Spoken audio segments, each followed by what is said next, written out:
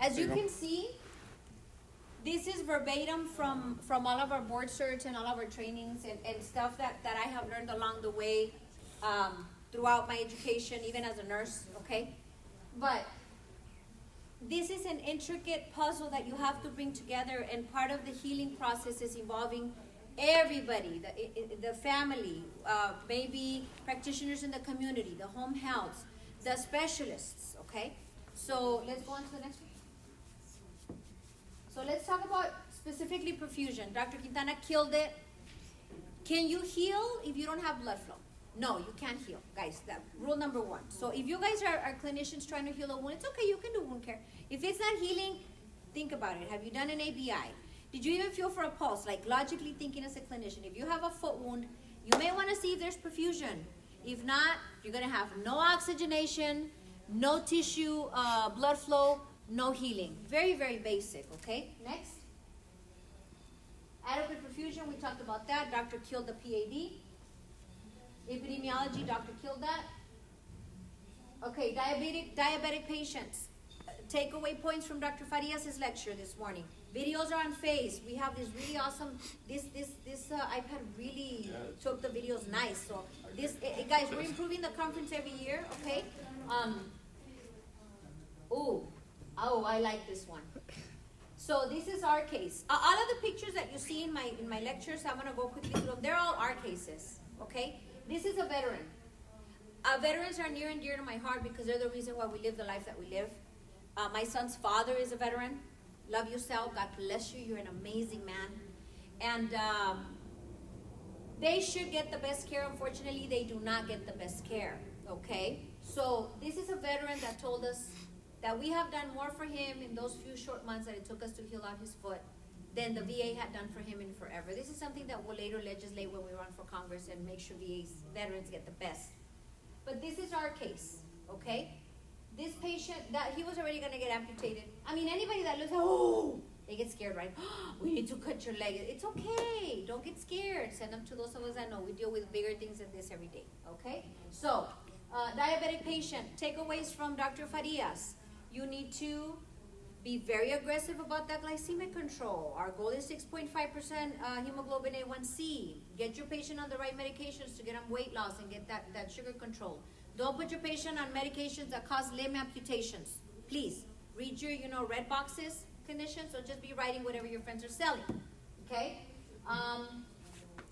Let's go on. Refer early. These two stories could have gone very different. This young man, he told you, he's extremely young. He's walking around. You want to refer early. I want to say that again. When you have a little dot. I love it when patients come and they're like, I want you to, and I'm like, well, what am I looking for? It's a little black dot, and I heard on your videos that to come right away. Well, little black dots mean something. Their ABI was abnormal, and under all that callus, there was a deep wound that we healed out. Okay? So, refer early so we don't lose a limb. Diabetes, guys, we're killing the diabetes. We already talked about obesity. 29.1 million and 9.3. This is all in 2012. My CDC slides are outdated. It's an overwhelming. There's a rampage of diabetes. So if you think that we're going to take away your business, there's just no way I can take care of all the wounds. That's why we share our information. We're working on other stuff where we're going to start training. Everybody wants to know how to do it. We will work on that, help you train on how to do wound care. We're working on all that, okay? Let's go on. All of these lectures are part of the training. We're not stingy with our knowledge. I'm live feeding everything. I'm telling you what you need to do. You guys just need to follow the steps, okay? This is talking about the disparity in the different races. We already know that Hispanics, non-Hispanics, Blacks, and American Indians, Alaska Natives, we have more percentages of diabetes. Okay, next. Amputations, we talked about that, and takeaway point from Dr. Quintana's lecture is an embarrassing takeaway point that 67% of amputations, that was a first treatment in chronic limb ischemia before revascularizing. That's really embarrassing. Find a revascular specialist before you go cut anybody. We have a protocol. This patient did not get cut, not even debrided, until Dr. Quintana did a full workup. I believe he didn't need to be revasked, But surgeons already know. It's like, we take, hey, now where are we at with this? Quintana hasn't cleared him yet. We already know. We have it down to science. Okay, yeah, it's April's wound. Give it back to April. And I'm just there moviendo el pandero. I manage all of it. I get involved in the primary care. I'm like, hey, did you see that creatinine? It's going up. Let's hydrate the patient. What do you want me to do? Oh, yes, April, we're going to get on it. I'm the kind of the eyes and ears because I'm really managing the wound, but until I have PVD issue taken care of, surgery debriding it for me, I'm pretty much going and giving basic wound care orders, but I take care of everything else because I have all those board certs, and I'm involved in the case. That's my baby. That's my patient. I'm the wound care specialist, but I did the direct admit.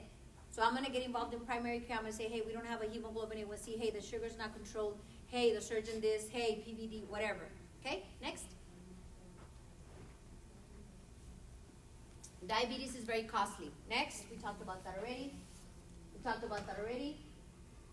Non-viable tissue. Everybody gets really excited about cutting into this. This is usually black dry hard eschar. Do I cut into this? Exactly. You see my staff. We don't cut into that. We score that. Score that. Put some enzymatic debrider. Give it a little time. Lift the edges. Make some holes in that so it can get in there solito. All on its own. You lift the edges, cut, lift the edges, cut. It takes patience. Okay? Especially, please don't cut this off on a heel. You have no more tissue left. Leave it alone. Have we healed out black dry heels? My staff is like, yes. Yeah, that's unheard of. Black dry heels don't heal. Gracias a Dios. Next. You do have to get rid of non-viable tissue, just not, there's a process to doing it. I kind of told you how. This is an infected wound. Dr. Farias touched a lot on biofilm versus colonization. Yes, sir. On the previous picture? Yes. So you cut it up and then eventually it's removed? Absolutely. So let's go back to the But other you one. just don't? No, you don't. So let's go back. Okay. Do some people just? Do some people, do most people, just because, sorry, but they're debriding. Okay. And so they'll go and they'll, oh, I have a clinical indication to remove the dry black eschar. Let me just chop it all off. Okay, hold on. Have you checked the revasc? Does he have flow? Is he on vitamins? Can he offload? Does he have family to bring him in? Is there a bone under there? Have you done an x-ray? What if he has osteo? Do you know that I really find that this is God's protective mechanism so you don't get more infections? We do this a lot over bones. I really feel like black dry eschar. You see a patient with black dry eschar, it's a stable wound. It's dry. Then you see somebody debride that, and all of a sudden they have full-blown osteo. They probably had osteo underlying, but all of a sudden they have a full-blown infection that went all the way up to the knee because somebody cut that off. And I say that he's not very bright. Just like this man that's not an MD or clearly not a surgeon. And then they all get offended. He's like, I don't know anything about this, but why did they put that in there? That's like old school surgery. Sticking drains, it's a foreign object. You gotta take it out, it gets more infected. Whatever. You're supposed to open up that. If you have an abscess, just open it all up, clean it all out, vac the heck out of it. Do a flush. Like, no saben. Guys, we're imparting knowledge. I don't know everything, but I'm always learning. It's tiring, it's exhausting, but I'm always doing it, right? Okay, next. So yes, so we score it, tic-tac-toe it. That makes holes within the eschar. We lift. I always kind of outline the edges with a scalpel. Make a line, lift it, so that way they can put the enzymatic debrider over it. Usually I'll use some hydropheric blue, and that hydropheric blue also does some mechanical debridement because you take it off dry. And so all of that is lifting. Patience. I need to see you every week. My new protocol, I'm sharing it. I'm not stingy with my knowledge. I front load the visits. I'm a nurse. When I was doing home health, I would front load the visits. 1 day 5 to week 1, once a week. I front load my wound care visits. You're a new patient, you're going to see me 5 straight days, Monday through Friday. Why? I'm going to make sure you have a home health nurse. I'm going to make sure you got your antibiotics. I'm going to make sure you picked up your medication that's very expensive. Make sure that you... I'm debriding a little bit at a time. Maybe I need to score you. Maybe I need to cut a little bit of the black off. Maybe it just depends. 5 straight days, I make sure I do an ABI. I have an ABI machine in my office. Make sure I do an ABI on you. Make sure I send you to a revasc specialist. Make sure you sign infectious disease. All of that takes time. 1 day 5, daily for 5 days. Next week, twice a week. Take care of more issues, then once a week. We have a patient that we healed that, and I don't think I put it up. She was from California, and she came because her sister brought her because I'm primary care for the sister and the husband. And the sister knows I do wound care because she hears patients talking in the lobby. And so dijo, yo se la traje, Ms. Lopez, porque yo sé que usted le puede ayudar. And I looked at her foot, it was horrid. Anybody else would have wanted to amputate. So I look at it and I go, okay, well, you've been ignoring this foot, clearly. She had horrible ones and everything. Okay, well, can you come every day? And that's where we got experience. That's where we gathered the idea of seeing them daily for 5 days and twice a week.